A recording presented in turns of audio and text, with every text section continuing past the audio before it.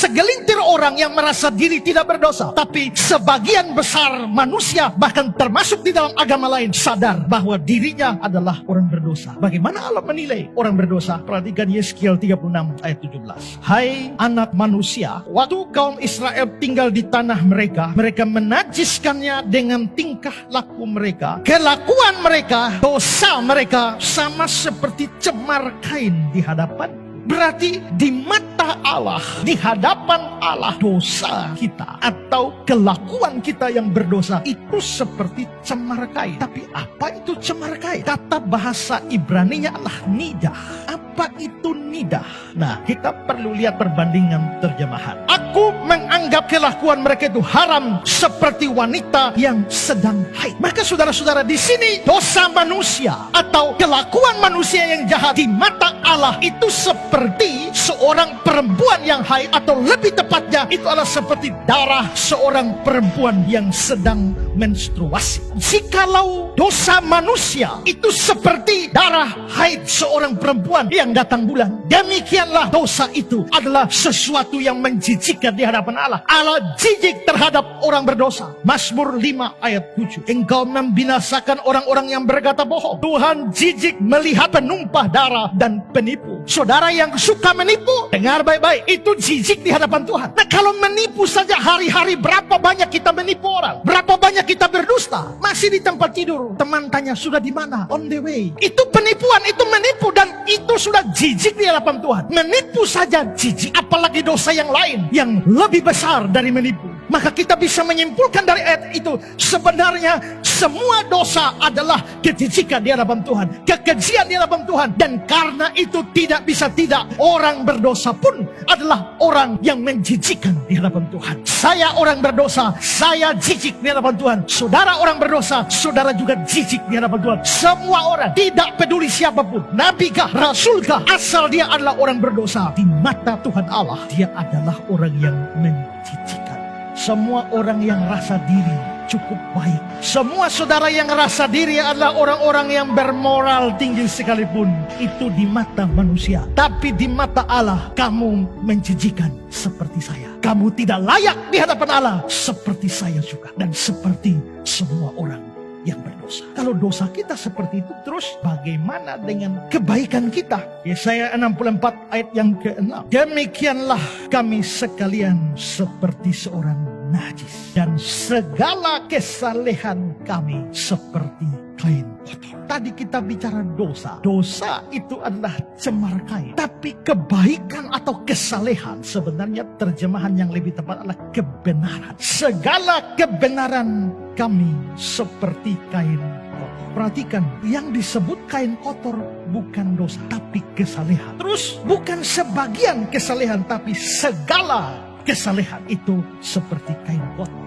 Kita lihat di dalam terjemahan lain, DRB, as the rags of menstruous woman, seperti kain dari menstruasi perempuan. Jadi rupanya ini bukan hanya sekedar kain kotor biasa di rumah kita, kain bel, kain lap meja, bukan. Tapi ini adalah kain menstruasi. Jikalau dosa seperti cemar kain, seperti darah seorang perempuan haid, maka perbuatan baik, kesalehan, segala kebenaran seperti kain haid, kain menstruasi atau kain pembalut. Maka saudara, semua ini menunjukkan bahwa sebenarnya bukan hanya dosa kita yang menjijikan, tapi kesalehan kita, segala kebaikan kebenaran kita pun hanya kalah menjijikan saja dari dosa. Artinya tidak bisa ada satu kebaikan, satu kesalehan, satu kebenaran. Jangankan satu, segala, tidak ada yang bisa menyenangkan hati Tuhan. Tidak ada yang bisa mulia di hadapan Tuhan. Tidak ada yang berkenan di hadapan Tuhan.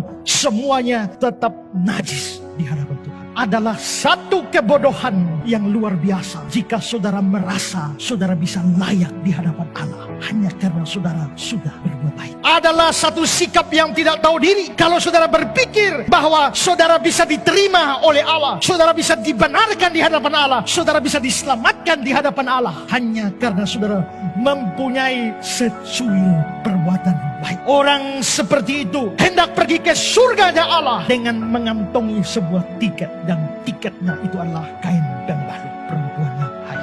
semua saudara yang rasa diri sebagai orang baik, semua saudara yang rasa diri sebagai seorang berdosa, tapi pada saat yang sama masih merasa diri cukup baik sehingga layak untuk masuk surga, layak dibenarkan di hadapan Allah, layak dimuliakan oleh Allah. Sadar diri saudara tetap menjijikan, dan tidak ada satu perbuatan kebenaran, tidak ada satu perbuatan kesalehan, tidak ada satu perbuatan baik pun yang bisa melayakkan kita di hadapan Allah. Karena itu kekristenan yang alkitabiah, yang injili, menentang setiap upaya manusia atau menentang setiap ajaran yang mengajarkan bahwa manusia itu bisa datang kepada Allah, bisa diselamatkan oleh Allah melalui amal salehnya, melalui perbuatannya, melalui peribadatannya, melalui etikanya, moralitasnya. Tidak bisa. Sebaik apapun setiap orang tetap najis di hadapan Allah dan harus pergi ke neraka selama-lamanya. Tapi dia sangat baik, tetap masuk neraka. Tapi dia sangat baik, tetap masuk neraka. Syarat masuk neraka itu dosa satu. Kamu tidak masuk neraka kalau tidak ada dosa sama sekali. Begitu ada dosa satu, kamu layak masuk neraka. Biarpun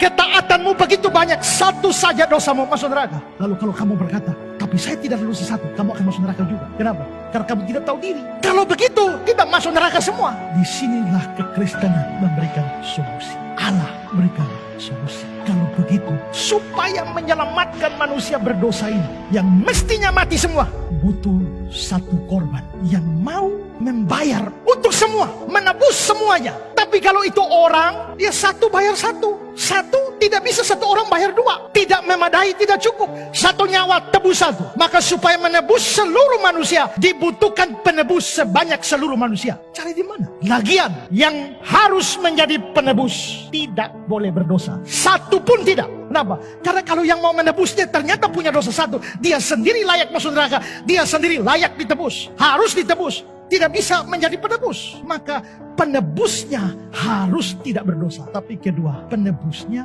mesti manusia, tapi tidak boleh manusia seperti kita. Itulah sebabnya saudara-saudara, supaya menghadirkan penebus di dunia, dia manusia di satu sisi seperti kita, tapi tidak boleh seperti kita yang berdosa. Itulah sebabnya menghadirkan manusia seperti itu hanya mungkin kalau manusia hasil jelmaan Allah sendiri. Itulah sebabnya pribadi kedua Tritunggal, Sang Anak, datang ke dalam dunia. Dan tujuan datangnya untuk bayar hutang. Bayar pakai apa? Bayar pakai nyawa. Itulah sebabnya dia datang untuk mati. Kapan dia bayar? Dia bayar semua ketika dia disalibkan di Golgota. Seluruh hutang kita dibayar. Kolose 2, 13-14. Dia mengampuni segala pelanggaran kita dengan menghapuskan surat hutang yang oleh ketentuan-ketentuan hukum mendakwa dan mengancam kita. Dan itu ditiadakannya dengan memakukannya pada kayu salib. Maka mengapa Kristus disalibkan? Supaya hutang dosa kita semua dibayar di sana. 1 Petrus 2:24, dia sendiri telah memikul dosa kita di dalam tubuhnya di kayu salib. Berarti salib itu adalah tempat di mana hutang-hutang dibayar dan dibayar lunas. Ketika dia menyaringkan suaranya, tetelestai, sudah selesai. Di sanalah semua hutang kita dibereskan. Maka setelah pembayaran hutang ini, maka manusia sudah bisa diselamatkan. Tapi bukan dengan perbuatan. Karena perbuatan tetap seperti Kain orang menstruasi. Setelah pembayaran hutang selesai, maka dia menetapkan bahwa keselamatan itu, pembenaran itu melalui iman kepada si pembayar hutang itu. Percaya kepada sang penebus itu. Itu syarat. Karena itu kalau kita lihat Galatia 2:16. Kamu tahu bahwa tidak seorang pun dibenarkan oleh karena melakukan hukum Taurat. Tetapi hanya oleh karena iman dalam Kristus Yesus. Sebab kami pun telah percaya kepada Kristus Yesus. Supaya kami dibenarkan oleh karena iman dalam Kristus. Dan bukan oleh karena melakukan hukum Taurat. Jadi dengan matinya Yesus di atas kayu salib yang menebus kita, memikul hukuman dosa kita, maka dia menjadi jalan pendamaian satu-satunya. Tidak ada dua, tidak ada tiga, tidak ada banyak. Dia disalibkan. Kenapa dia disalibkan? Karena bayar hutang dosa kita yang jijik di hadapan Allah.